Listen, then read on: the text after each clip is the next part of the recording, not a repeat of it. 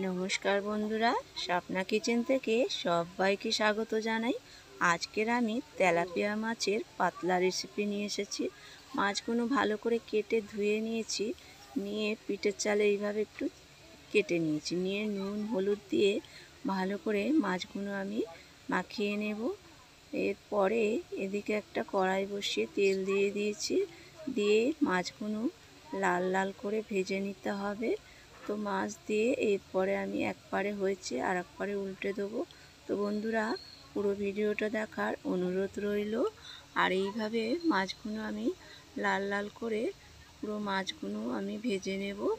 আর গরমের সময় হালকা পাতলা ঝোল খেতে ভীষণ ভালো লাগে। এত গরম পড়েছে, খেতেই ইচ্ছা করে না। তা মাছগুলো আমার পুরো ভাজা হয়ে গেছে। এখানে নিয়ে নিয়েছি আলু, সজনে ডাঁটা, কাঁচা কলা নিয়ে নিয়েছি, কাঁচকলা। আর এখানে দিয়ে দেবো এখানে 5 ফোড়ন, আর দিয়ে দেবো তেজপাতা। আর আমি পেঁয়াজ কুচিয়ে নিয়েছি, অল্প একটু রসুন কুড়িয়ে নিয়েছি, দিয়ে দিলাম। আর পেঁয়াজ দিয়ে দিলাম, আর কাঁচা লঙ্কা কেটে নিয়েছি। তো খুব বেশি এখানে মশলা আমি দেবো না।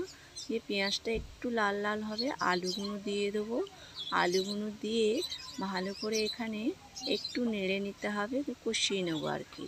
নিয়ে কাঁচা লঙ্কাগুলো দিয়ে দিয়েছি, দিয়ে আবার একটু নেড়ে নিয়ে এরপরে আমি কাঁচকলা, সজনে ডাঁটাটা পুরোটাই দিয়ে দিলাম। দিয়ে এখানে দিয়ে দেব টমেটো, দিয়ে ভালো করে কষিয়ে নিয়ে এখানে দিয়ে দেব নুন, আর দিয়ে দেব গুঁড়ো হলুদ। তো দিয়ে এখানে খুব সামান্য একটু জল দেব, যেহেতু গুঁড়ো মশলা দিয়েছি। দিয়ে এটা সুন্দর করে কষিয়ে নিতে হবে। আর এই ঢাকা দিয়েই কষাতে হবে।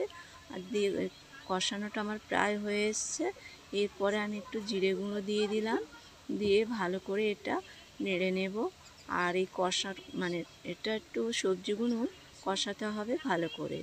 আর এখানে কষানো হয়ে গেলে আমি এবার জল দিয়ে দিয়েছি।